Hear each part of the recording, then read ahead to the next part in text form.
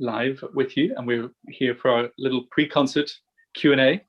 We're all from the LCO, and we're looking forward to hearing the performance that we recorded for you just recently. You'll hear that a little bit later on. A lovely program for you. But in the meantime, we're going to have a little bit of a chat, and do feel free to send in any questions you may have. And we have two very special people with us here this evening as well. We're all from the LCO. Maybe the others might just want to do a quick introduction as well.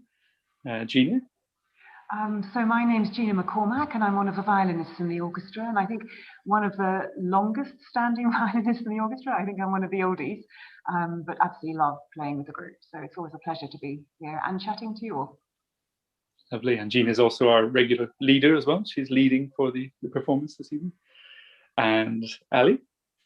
Hi there, I'm Alison Alty. I'm the second oboe in the London Chamber Orchestra, and I have also been a member for a jolly long time, since sometime in the last century, but always absolutely love playing for the LCO. Really excited to be part of it whenever there's something happening, and also excited to be here chatting to you tonight. So yeah, do send in any questions that you have for us, and looking forward to listening to the recording of what we recorded a week or two back later on. Yeah, it'll be nice to hear it and see it. Hope you're nice. And my name's Ciaran, and I'm also a violinist in the LCO. I've been in the orchestra for, playing with the orchestra for, I don't know, maybe 12, 13 years, something like that.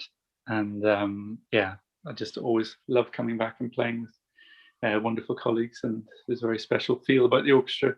We all love getting together, and yeah, had some wonderful memories, wonderful tours over the years, and hoping that may all come back quite soon. But yeah, we've had some wonderful years together performing, and yeah, so it's just great to be here. And I think on that note, we've all sort of really missed touring and traveling and doing what we do for the last year, and it's great that it's all kind of slowly coming back, slowly but surely, hopefully.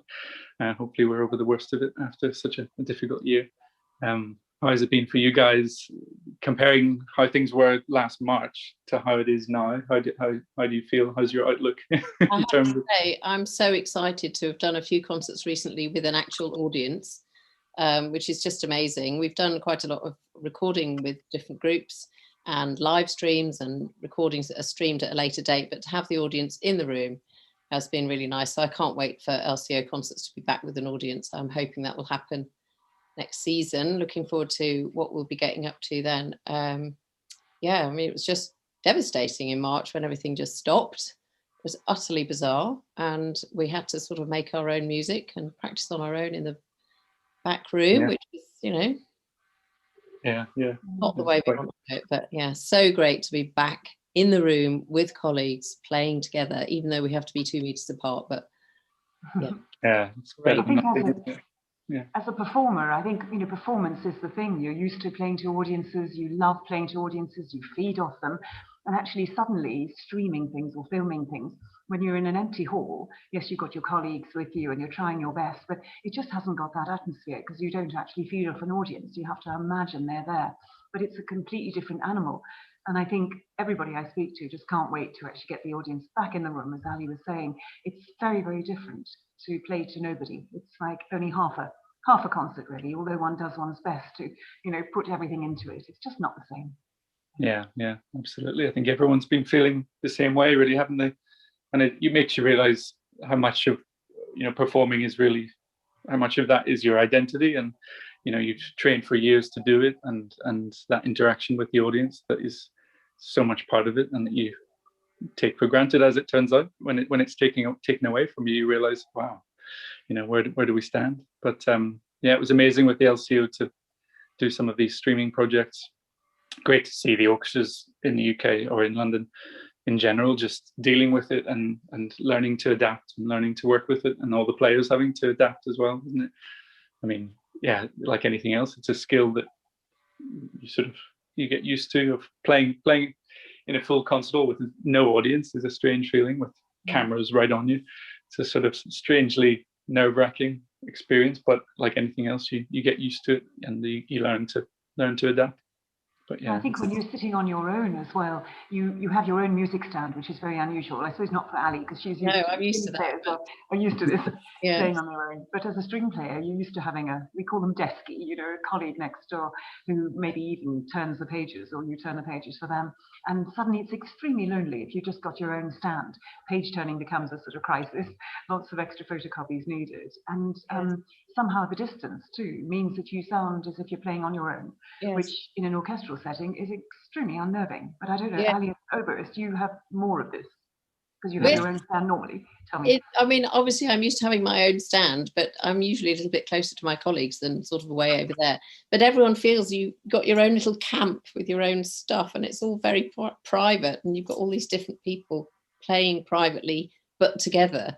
And then the distance, of course, even with a relatively small orchestra, you'll spread miles apart. And you can see people playing over there at a certain time. We're trying to play with them, but you've got to go with what you see, not what you hear, and trying to follow the conductor who's trying to hold everything together. It's not easy, is it? But yeah, it's a I still prefer it. I still just happy to be in the room. I'm not complaining. But it's not easy to do anything. Yes, yeah. But absolutely, amazing how the players had to adapt to getting used to the distance. And I think back the first couple of projects that I did when things were just reopening, there was a lot of skepticism of, from people saying, "Oh, I don't know if we can actually make this work," and understandably as well, with such big distances. And as soon as you start to do bigger repertoire, the challenges of that, and it was very difficult at first, wasn't it? But again, amazing how the musicians just adapt, and the versatility of everyone just to really change and go with it. And now, like anything else, it just seems like something we're used to now, which is amazing. I love people's can-do attitude through all these different rule changes of what's allowed, different distances. Instead of saying, we can't do that, working out what can you do, what is allowed, what does work, how can we make this work, and acting just really on the hoof, just changing things really quickly, so that it's not saying, oh, well, we might be able to do that and then planning it for 3 months down the line. You've got to work out what can we do now and do it. So, whenever any work happens, I'm just think that's great. Well done. We've got something together that we're allowed to do. And, even if it was playing chamber music on somebody's driveway under a gazebo, to the passers-by. Which is what it was in the beginning, wasn't it? It was last summer. But still, you were playing with colleagues and, making music, and the same thing. One of my first things was, I don't know if any of you ended up using it, but there was a very quite simple app that you could use called a cappella, where suddenly, this app, which probably already existed, but suddenly it just shot up in popularity because it enabled you to record something, send it to someone else, and then someone else records over the top. And so you kind of multi-track, even though you weren't able to play together live, you were able to add the parts one by one. I have to say, I have avoided anything like that, because recording the oboe is hard at the best of times, and you stick your phone on the music stand and then expect someone to like the sound that it's made. Thank you. The only time I ever do that is trying to record my dog, who sings along when I play. He can't help himself. It's definitely a visceral reaction to the oboe, but it never sounds the accompanist. Ciaran, can I ask you, can I throw a question back? Did you use a cappella? Did you do quite a lot of things yourself? I did a few things, just mainly favors for people who wanted a little project done. And as Ali was saying, it's quite a mixed experience with it. It was lovely to do something, and then someone would edit it and mix it, and it would all come back sounding, okay. But I have to say, it was quite sort of depressing as well. When you're sort of that moment when you're desperate to just be playing with people again, and this was the only option. So I did one or two things. It was the concert that we did, the last LCO concert, where they had the 7 soloists, and we recorded 7 pieces, and we only recorded the accompaniment. That was a bit like that, where you're just doing your bit. Well, we were all together just doing our bit, and we didn't actually see what it was like until the concert. I don't know if you guys watched it or heard. That was a centenary concert, wasn't it? It was absolutely remarkable, that piece, and the soloists were just wonderful, and they were on a screen, and we never had the thing together until watching it on the computer. But that was a really special performance. I'd love to watch the whole thing again. But we had no idea when we were recording our little accompaniment with a click track. I had a similar experience, something that I thought would never be possible. This was a little bit later in November. Well, initially, it was one of the first cancellations I had was of a production of Turn of the Screw, Britain Turn of the Screw, which was cancelled. You know, it was sort of meant to be April time, something like that. And the opera company were just determined to get something up and running. And John Wilson was conductor, and he was really wanting to do something. And so they came up with the idea of making it into a movie, making a film out of it, instead of doing these performances, which were meant to happen at Wilton's musical. And it was the same thing. Because of the restrictions we had to, and because of the whole nature of the whole thing, we had to record all of the singers did their bit first, then they created a click track, and the ensemble ended up recording all the parts, I think a month later or something. And doing Benjamin Britten to click track was the strangest thing ever.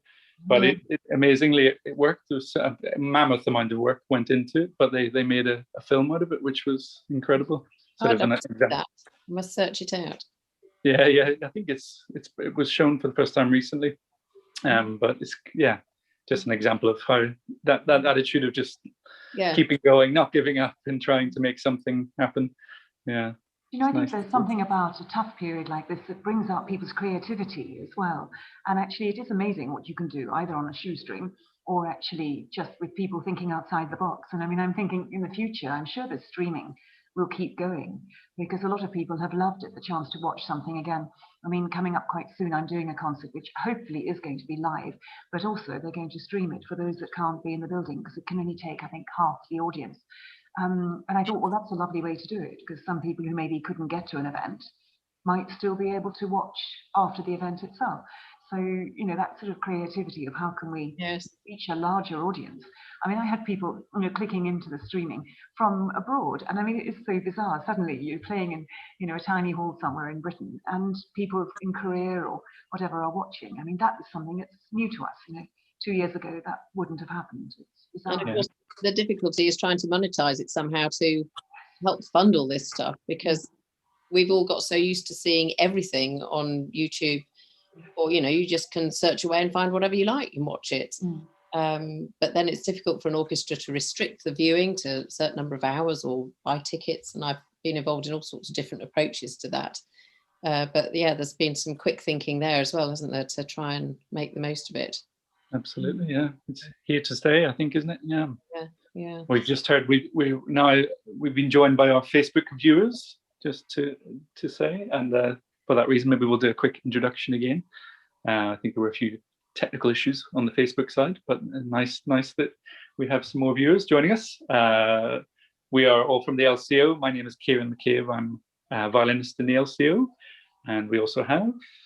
Hi, I'm Gina, and I'm also a violinist in the LCO. And in fact, Ciaran reminded me earlier that I was actually leading this concert, so I better mention that too. But I'm quite an oldie in the orchestra, been playing with them for years, and absolutely love LCO. And I'm Alison Alty, oboist in the orchestra, and I've also been playing with them for years, and feel it's always a pleasure and a privilege to come along and enjoy every minute of it, and get very excited when get a phone call from LCO and get a date in the diary. So looking forward to lots more opportunities in the coming season, hopefully, and hopefully welcoming you all into the room with us, which will just be great. Can't wait. Can't wait. We're here. Yeah.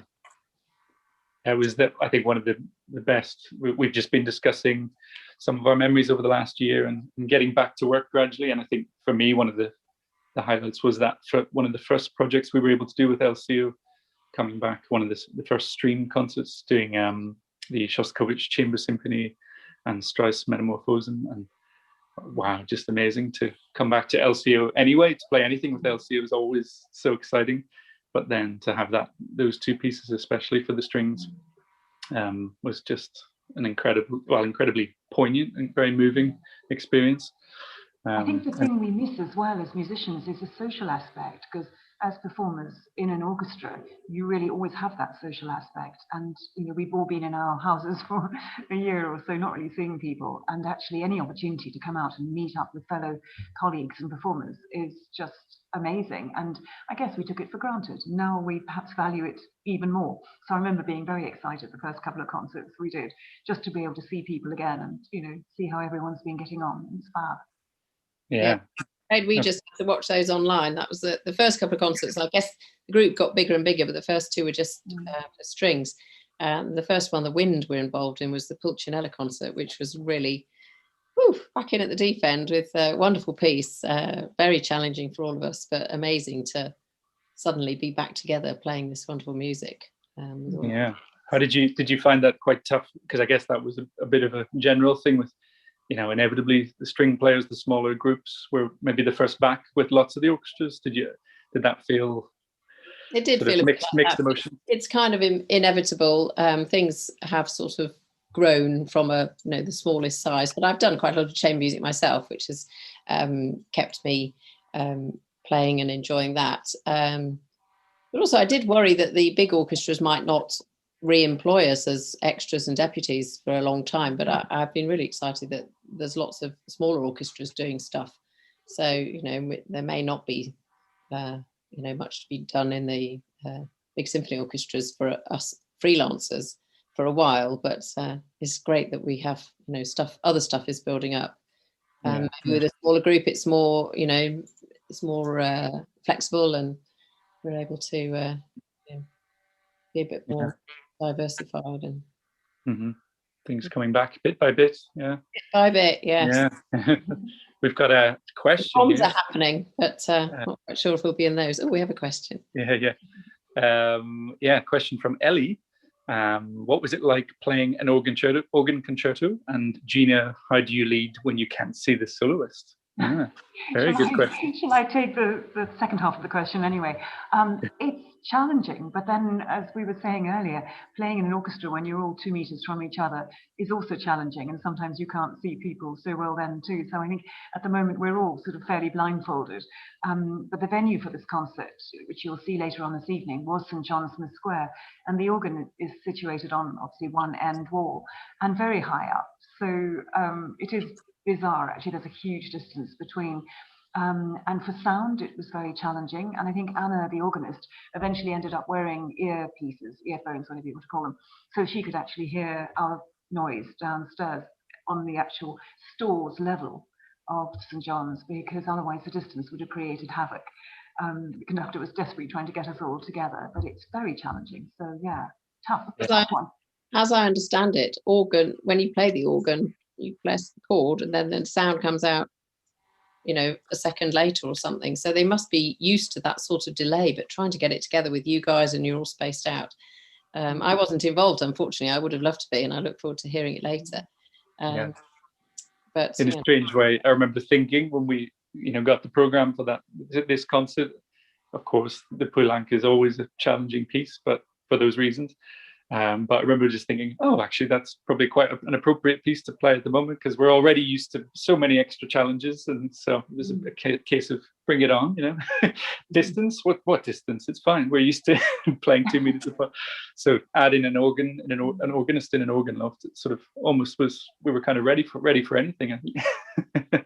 And also, I think it really helped having someone like Anna playing the organ. She was just exceptional, just so on it and so easy to play with, even from that distance. You could just, that sensitivity that she had, that it was like playing chamber music incredibly from, in those circumstances. She's really great, and I think there's something, when she can't really see us except for a tiny little rear view mirror she has, it's almost like a makeup mirror they have up there, she can't really see what we're doing either. So, I mean, just the trust is huge. She must have really trusted us. So she did fabulously, I thought, really good. And I noticed there's a connection in the program. I was doing ages ago when we got the program, I thought, who are these composers?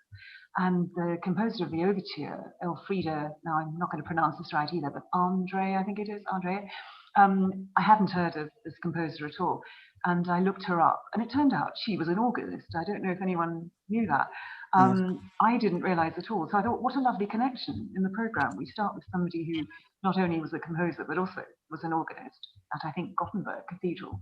And then there we are with Anna playing the Poulenc. It was lovely. I thought a lovely connection in the programme. I don't know if it was intended, but it was great. And both female organists as well, and female conductor, as we were chatting about earlier on. Wonderful to see. Yes, great. Not often you get all three of those, do you? That's very rare to have composer, conductor, and soloist.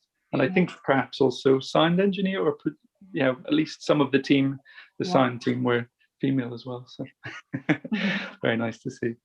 I think it just reminded me of the last time we did the Poulenc with LCO a few years ago, and just on the subject of the challenges of that piece. The last time we did it was in the I can't remember the name of the hall, but the East London Hall, which is connected with the Queen Mary University. Oh yes, is it Octagon or something? Was it the Octagon, or was it a different? I think it might have been a different one. The one where it's not often used because the People's Palace, I think it's the called. People's Palace. Yeah, Tube line underneath. Yes. And we had the central line rumbling away during the organ concerto, so that was another challenge. So again, with that piece, we're well used to all sorts of challenges. We've got one more question coming in here. So we have John on YouTube. John says, I don't know the first two pieces. Did any of you know the pieces before playing them? And what did you think? Well, we've slightly answered that one maybe, but I didn't know the piece. No. Yeah. And I have to confess, I didn't even know the composer Anna Maria Kowalski of the second piece. I'd never even heard of her before, so I had to look her up too. And actually, I wish we could have met her. Actually, she sounds extremely interesting, like a sort of Renaissance woman doing everything from being an instrumentalist to being a philosopher to being an artist. I think that's what she's done a lot of, and then composing as well. I'd love to have met her, but she was an unknown name to me. I don't know if did either of you know her before? No, this was my first time as well. And I mean, it was lovely to play a piece like that as well, having not done anything like that in a long time as well. You'll see when you watch it later on, it's full of wonderful variety of texture and color, including crystal glasses from the percussion section and all sorts of wonderful transparent and ethereal textures, incredibly sort of fresh and beautiful sound world. So I think we definitely loved getting to know the piece and the composer. And also, I didn't know the overture either, which again it should be. Well, it probably will be played more often. I would say it's good. It's good that the LCO are championing it, and probably a find of Chloe's, was it, the conductor? I'm not sure. I think so. I think she said she'd introduced it, and actually it's rather like Mendelssohn. It's wonderful. It's very sort of exuberant and full of emotion. It's a great piece. I didn't know it at all. Didn't know the composer at all. So I'm now quite intrigued. See what else he wrote. Absolutely, no, it's always nice for us to get to know new pieces as well when you get so used to playing the core repertoire, but it's important to discover new things. So we have a bit of a sort of question from David on YouTube. He's asking, what's the first thing you're going to do on Freedom Day? Party! When is it going to be? Is the first question. That movable feast, I think. Feast. Yeah. Hopefully get excited about going on holiday. I don't know. Yes. Do you know, it's funny, I think we've all got so used to restrictive lives now, in whatever way it is, but actually the idea of being allowed out, I think it's a bit like if you put an animal in a cage and then suddenly open the door of the cage and say, okay, now you can go out. The animal does not rush out. They sort of hang around, they might put their nose out and then go back in again for a while. And I'm feeling personally a bit like that. I don't think I'm going to be in any great rush to do anything special. But I know some friends who are absolutely desperate to get their lives back, every bit of their lives. So I think it's probably very different for different people. Yes, I have an 18-year-old daughter who is desperate to go clubbing because clubs have been closed since she turned 18. So she's got a lot of clubbing to catch up on. They've had a few test runs in clubs, haven't they? Yeah. People being able to, have sort of 1,000 people in a club all tested, and quite something to see. All went very well. I was involved in a test cricket match where they had 80% capacity in the crowd, and everybody was tested before and after and all that, and basically it was fine. But that's an outdoor event, so not such a worry. But I'm not sure if I personally will be rushing into a club with thousands of people, but she will. Yeah, I think like anyone else, for me, it would probably be just rediscovering our old lives a bit, and either be it a tour or a holiday to somewhere nice. I think that's what I'm looking forward to. But I like Gina, I don't think I'll be rushing to do it, although I did get a taste of it just last week. Funnily enough, this remote chat is actually benefiting me quite well, because I'm technically on quarantine at the moment, in quarantine, because I was just by pure luck, really. I got to do a little trip to Spain last week, moonlighting with another ensemble, and I managed to get to Granada, which was incredible. But as the usual story, I was only actually there for a couple of days, and it just felt like this taste of something that was so exciting and something that I'd been missing. So I felt like very, very lucky to be there, and just to be on the plane. Got home. Sorry. Despite having to quarantine when you got home. Well, exactly. Yeah, it was one of those ones. I had to make the call. It was one concert, a couple of days of rehearsals, and one concert, but yeah, I think it was totally worth it, just for the that experience of that, like what I was saying earlier on, that feeling of identifying as a musician, and what our life was so often getting on a flight and going somewhere like Spain, playing in a nice concert hall and with amazing colleagues. So yeah, it felt like a real treat. But yeah, sadly. I think we were so used to being extremely busy as well, weren't we? We were always running around, chasing our tails, whether it was going abroad or doing things at home. I think, most musicians I sort of know were always doing such a lot of things. So the change was enormous when suddenly there was nothing to do, and then only one or two things to do. Of course, you value them such a lot when you've only got one or two things. You put everything into them, but it was such a different world. So going back to a bit more freedom, it'll be interesting actually how busy we do get, or big question actually, how busy we want to get. Maybe that's even a bigger question. Do we want to be frantically busy again, or do we want to be able to just appreciate these wonderful opportunities we do get? Yeah, it's been a common topic of conversation amongst musicians in London anyway. I think everyone's been feeling the same way, just a period of reflection and thinking, do I want to go back? Do I want to make some changes, or actually I think for me as well, just looking, having that time to reflect, or even doing something as mundane as the tax return, and when that usual thing of looking over last year's diary, and suddenly in the middle of lockdown, after I'd got used to a slower pace of life and looking back at what I used to do, I think everyone's been saying the same thing. So, God, absolutely crazy. But sadly, there's mixed emotions about that, aren't there? Because we are all slightly addicted to that way of life as well, in a good way, hopefully. What about you, Ali? Did you have that kind of moment of clarity or moment of reflection? Well, I've been very excited to be offered the work that I've had, and I have got one little foreign trip coming up in September, which half of me just can't believe it'll actually happen. It's only one concert. But yeah, I was very keen, saying yes to everything. But yes, I want to make sure that I don't just sort of tumble back into how it was without stopping and thinking, is this really what I, want to be discerning? And, obviously I want to be busy and I love working. That's what I do. But yes, it's time to step back a little bit and reassess and evaluate. Yeah. Absolutely. I think I've probably made enough face masks for the time being. I don't think I need to spend any more time doing that in my sewing machine. That's been your lockdown side hustle, side project. Selling them for a little charity. So. Oh, fantastic! That's amazing. Yeah. Have you guys been involved in any other sort of voluntary things, or diversified or anything?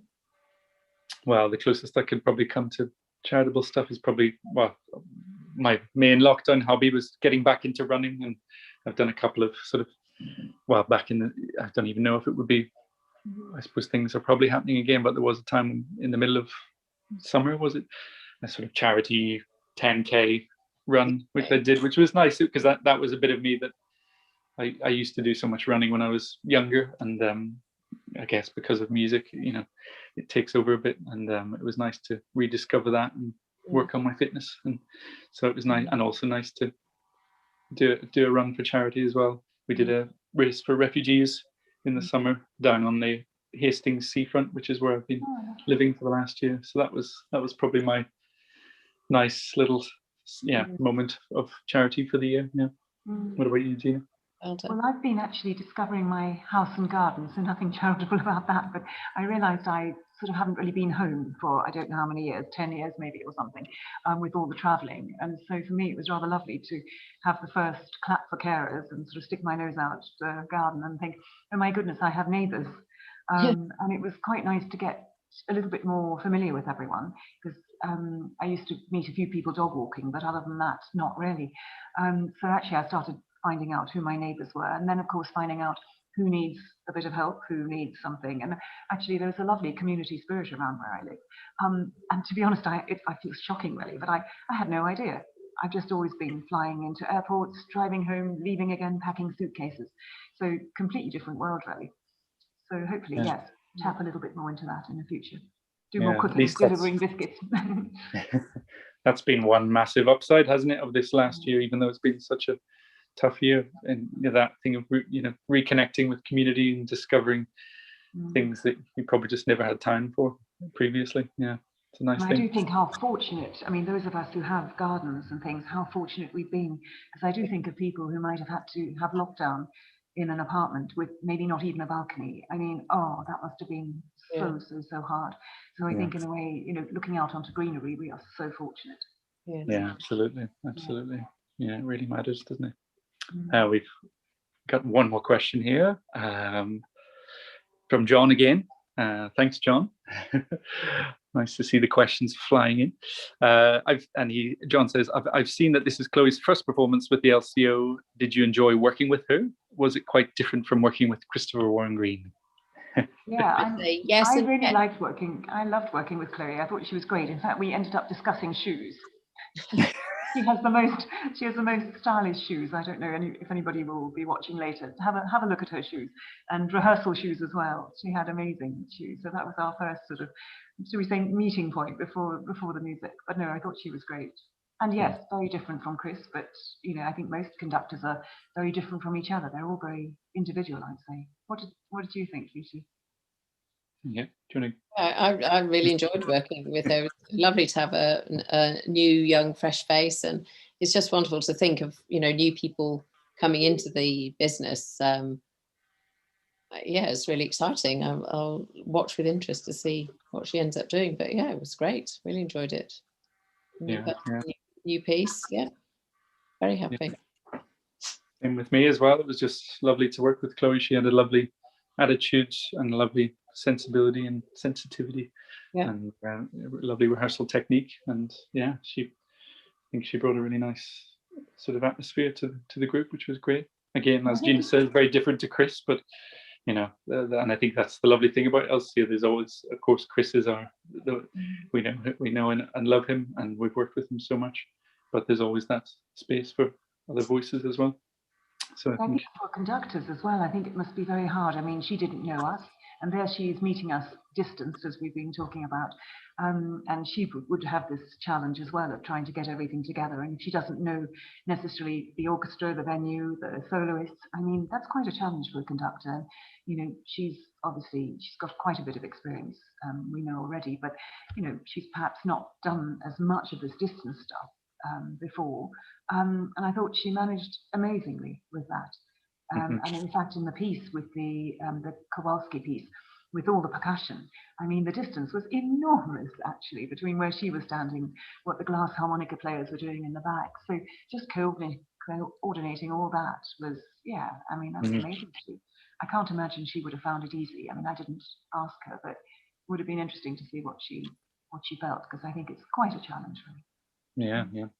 I think just on that subject of different conducting personalities, the one thing that unites Chloe and Chris probably is that they both are very.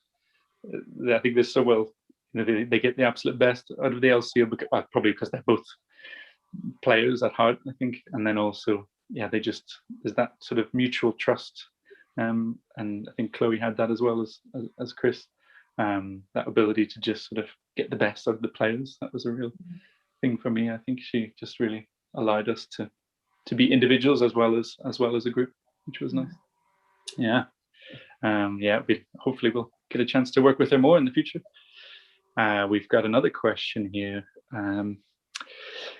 James says, if you could play in any concert hall in the world, what would it be and why?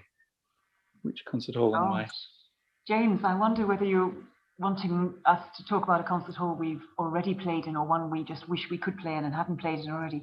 I only asked that because I fell in love with the concert hall just in 2019, actually, a couple of years back. I played in Melbourne in Australia, in the recital hall there. And that hall, I wish I could take with me round the world. It's the most amazing place. Not only is it beautiful, it's got a lovely sort of glowing reddish wood on each side of the hall and the most fantastic acoustics. But also it's just the backstage, the front of house, everything is just perfect about it. So for me, that was my number one, and I'd adore to go back there. So yeah. Is that anything to do with it as well? Australia feeling even further away at the moment and harder to get to, probably. We'll probably never get back. Imagine taking a 24-hour flight with a face mask. Oh my goodness. I couldn't imagine anything worse at the moment. Who knows, one day. Yeah. I'm going to say the concert hall that springs to mind for me, which is happy memories, is Cologne Concert Hall. I don't know if either of you have played there. It's a really nice sort of in the round wooden place. But they give you a beer when you come off stage. There's a man standing there with a tray of beers. I have to say, it may be the same for string players, but for a wind player, when you've played a concert and you've blown your socks off and your mouth is absolutely exhausted, a cold beer just, that hits the spot. Absolutely. Concert hall. Yeah. I hope all the concert halls are listening and can remember that tray of something. Yeah. I think most of the concert halls in Germany already do it, don't they? The Germans, they have it sorted in that respect. I remember even doing a quartet concert in Germany once. Where was it? Up north Germany somewhere, where we came off stage and they had not just beers but cocktails for us as well. Cocktail immediately off stage. Fantastic. Everyone take note. Take note. This is what musicians need. So that's our answer. Whichever concert hall provides the refreshments. Well, for me, I think, if it were a concert hall that I have played in before but would desperately love to go back to, I guess it would probably be the Musikverein in Vienna. I've only had the chance to play there once, in the beautiful Golden Hall, isn't it called? Yeah. So I'd love to get a chance to go back there again soon. And as for a hall that I haven't played in before, what's the one in Spain that everyone talks about? It's not Barcelona. It's supposed to be an amazing new hall in one of the cities in Spain. Generally, Spain has quite good standard of concert halls as well. I just want to go to Spain again. But actually, last week was amazing as well. We the hall in Granada that we played in. Well, it wasn't a hall; it was like an open air amphitheater, and hence why they could have full audience as well. But that was quite special, playing in the palace in the Alhambra, and it was just an incredible experience. Yeah, just playing in the open air, by sort of 11 o'clock at night. The concert was, but that was quite special as well. Nothing to do with the weather, Ciaran. Nothing to do with the weather. That was okay too. Yeah, but we can dream. Hopefully, it's all coming back soon. We've got another one. Another question: is it Gil or Jill? Sorry, it could be Gil. And Chloe is a viola player. I think the question follow on from what you were saying before. Can you tell that she was a viola player, and did she favour the violas? Can I answer that one? I can certainly tell that she was a string player. I didn't realise she was a viola player, so I don't think she confessed to any particular instrument, but I could certainly tell she was a string player. I think you can immediately tell with the conductor if they have that sense of just helping the strings sing. It's something to do with downbeats not being too clear, being a bit more like that, which really helps the sound in a string. Ali might say, gosh, we need do wind players need more of a beat? I don't know. I mean, I suppose conductors for wind players, the ones they really like are the ones that breathe and give you time to breathe, I guess.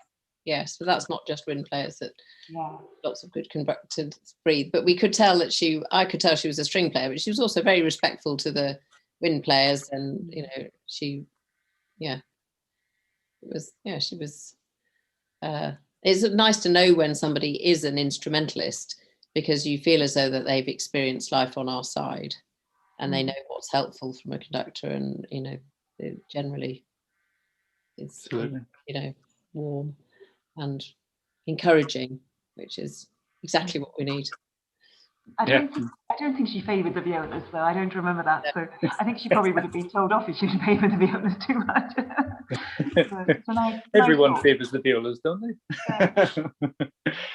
Yeah, I think with me, sadly my answer is I already knew she was. I actually met her previously when she was playing viola. I can't remember quite what the event was, but I think it could have been conducting related. But she was playing viola at the time, so unfortunately, I already knew that she was a viola player.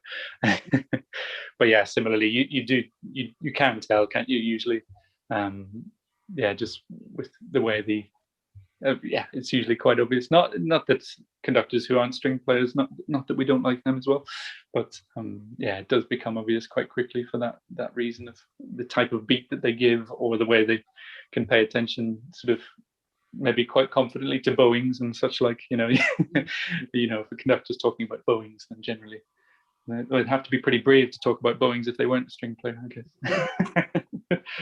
But no, she was, yeah, I think despite being a string player, I think we can all agree that she was very she gave a lot to all sections, even the percussion, who feature very heavily in the piece. Yeah, so I think she was very fair, not favouring one group over the other.